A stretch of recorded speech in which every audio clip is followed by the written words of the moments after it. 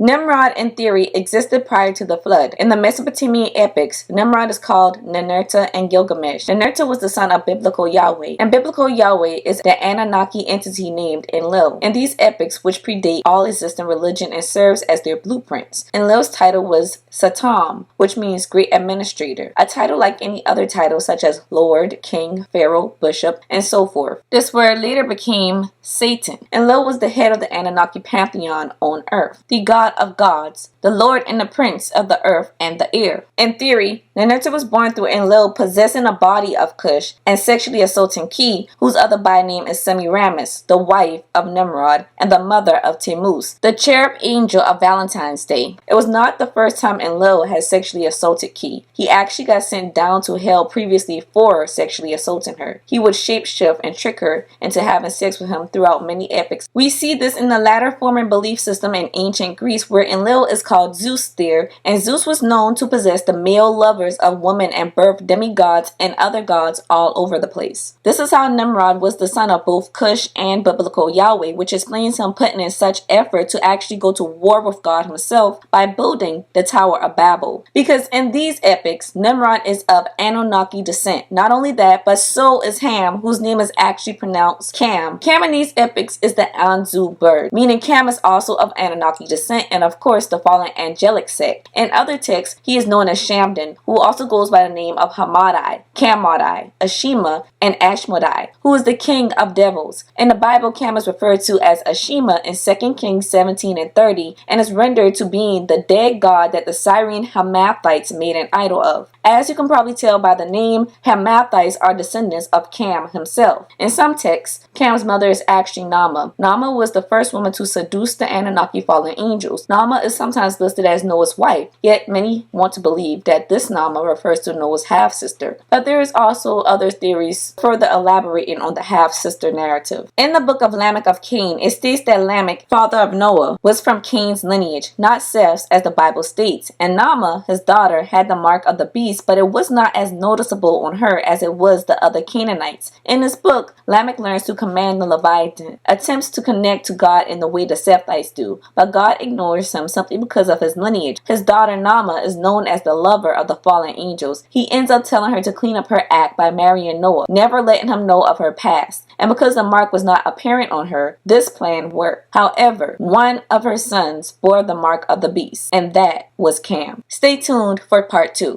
To hear more just like this, follow the link in the bio to tune into the Hush podcast made for insomniacs who enjoy conspiracy theories, true crime, myth, mysteries, story times, and the occult.